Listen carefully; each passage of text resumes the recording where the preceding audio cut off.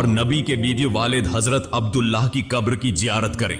दरअसल नबी करीम की पैदाइश से 2 महीने पहले हजरत अब्दुल्लाह तिजारत के सिलसिले में मदीना आए थे, जहां वह बीमार हो गए और इंतकाल कर गए। इसीलिए मदीना में ही उन्हें दफन किया गया था।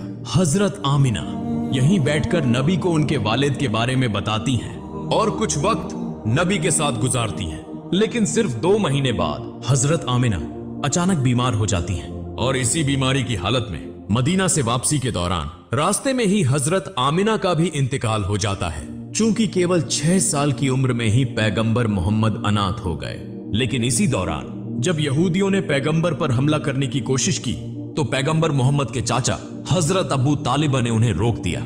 इसके बाद हजरत अबू तालिब पैगंबर को लेकर मक्का वापस आए और उन्हें उनके दादा हजरत अब्दुल मुत्तलिब के सुपुर्द कर दिया। पैगंबर मोहम्मद और हजरत अब्दुल मुत्तलिब हमेशा साथ रहते थे, यहां तक कि काबा की देखभाल, हज के लिए आने वाले जायरीनों की सेवा में पैगंबर अपने दादा की मदद किया करते थे। लेकिन एक दिन जब हजरत अब्दुल मुत्तलिब तवाफ़े काबा कर रहे थे तो वह अचानक बीमार हो गए। इसी मौके का फायदा उठाते हुए पैगंबर के अहंकारी चाचा अब्बू लहब कुरैश का सरदार बनना चाहते थे। लेकिन जल्द ही हजरत अब्दुल मुत्तलिब पैगंबर को हजरत अब्बू तालिब के हवाले कर देते हैं। कुछ दिनों बाद हजरत अब्दुल मुत्तलिब का इंतकाल हो जाता है। चूंकि केवल 8 साल की उम्र में पैगंबर मोहम्मद बिल्कुल अकेले हो जाते हैं। इसके बाद पैगंबर अपने चाचा हजरत अबू तालिब के साथ मक्का में रहने लगते हैं। वहां पैगंबर का बकरियां चराने सहित विभिन्न काम करते थे। लेकिन एक दिन पैगंबर देखते हैं कि उनके अहंकारी चाचा अबू लहब सुवैबा नाम की एक बांदी को किसी दूसरे के हाथों बेच रहे हैं। सुवैबा का पति अबू लहब से बार बार विनती करता है कि वह उसे न बेचें क्योंकि वह बीमार थी।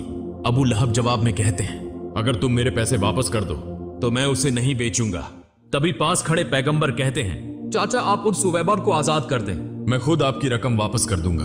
पैगंबर मोहम्मद की इस महान दरिया दिली की वजह से सुवैबा को आजाद कर दिया जाता है। दरअसल सुवैबा वही महिला थी जिन्होंने सबसे पहले पैगंबर मोहम्मद को दूध पिलाया था। फिर एक और दिन पैगंबर मोहम्मद देखते हैं कि एक व्यक्ति अपनी बेटी को जिंदा दफनाने के लिए ले जा रहा है। इस दौरान उसकी पत्नी अपने पति के पैरों को पकड़कर रो रही थी और उससे विनती कर रही थी कि वह ऐसा न करे। पैगंबर मोहम्मद उस नन्ही बच्ची को गोद में लेकर उस व्यक्ति के पास आते हैं और उसे समझाते हैं कि बेटी माता पिता के लिए रहमत होती है। पैगंबर की बातें सुनकर उस व्यक्ति का दिल मोहब्बत और रहमत से भर जाता है और वह अपनी बेटी को खुद अपनी गोद में उठा लेता है। इस तरह समय बीतता गया और पैगंबर की उम्र 12 साल हो गई। इधर उनके चाचा अब्बू तालिब चूंकि एक व्यापारी थे तो अरब की परंपरा के अनुसार वह हर साल शाम सीरिया की यात्रा किया करते थे। इस बार पैगंबर ने जिद की कि वह भी सादी अपने चाचा के साथ शाम जाना चाहते हैं। चूंकि यात्रा की शुरुआत हुई, रास्ते में वे बुसरा नामक एक जगह पर रुके जहां एक चर्च में एक यहूदी धर्मगुरु रहता था। उसने पैगंबर और उनके चाचा अब्बू तालिब सहित पूरे काफिले को खाने की दावत दी। जब उसने नन्हे मोहम्मद को देखा तो वह तुरंत समझ गया कि यही आखिरी और सबसे महान पैगंबर हैं। यह वही बात थी जो उनकी धार्मिक किताबों में लिखी थी, जो उन्होंने अपनी आध्यात्मिक दृष्टि से महसूस की थी। फिर उसने हजरत अबू तालिब से कहा, मोहम्मद तुम्हारी पनाह में है, इसलिए तुम्हें और ज्यादा सतर्क रहने की जरूरत है। और यह भी कहा कि तुम्हें मोहम्मद को लेकर शाम नहीं जाना चाहिए क्योंकि वहां के यहूदी उन्हें नुकसान पहुंचा सकते हैं। यह सुनकर हजरत अबू तालिब ने अपना इरादा बदल दिया और वे वापस मक्का लौटने लगे। लेकिन रास्ते में वे उस यहूदी धर्मगुरु को घायल अवस्था में देखते हैं जिसने बार बार पैगंबर मोहम्मद को नुकसान पहुंचाने की कोशिश की थी। यह देखकर पैगंबर अपनी सवारी से उतरते हैं और उस यहूदी के मुंह में पानी डालते हैं। फिर उसे समुद्र के करीब ले आते हैं। वहां पैगंबर देखते हैं कि एक महिला और उसके 2 बच्चों को जंजीरों से बांधकर एक मूर्ति के सामने रखा गया था ओबली के लिए।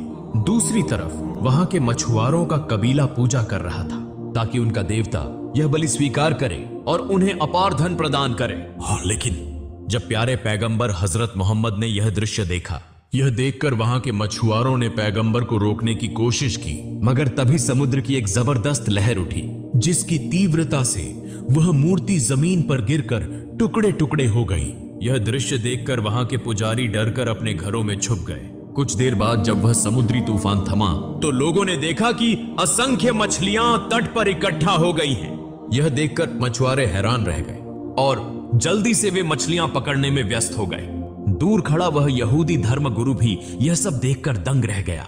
वास्तव में यह सब पैगंबर की दुआ की बरकत से हुआ था और यह अल्लाह ताला की कुदरत की एक निशानी थी। अंतिम दृश्य में दिखाया जाता है कि हजरत अबू तालिब बूढ़े हो चुके हैं और वे काबा के सामने खड़े होकर मक्का के सभी लोगों को बुला रहे हैं कि अब बिना किसी झगड़े के इस्लाम के रास्ते पर लौट आएं और एक शांतिपूर्ण जीवन व्यतीत करें। और लेकिन तब भी मक्का के कुछ सरदार हजरत अबू तालिब और हजरत मोहम्मद को झूठा साबित करना चाहते थे। लेकिन उस समय तक मक्का के अधिकांश लोग यह समझ चुके थे कि हजरत मोहम्मद ही आखिरी और सबसे महान पैगंबर हैं और ये उनका धर्म ही सबसे सच्चा, सबसे महान और शांति का धर्म है।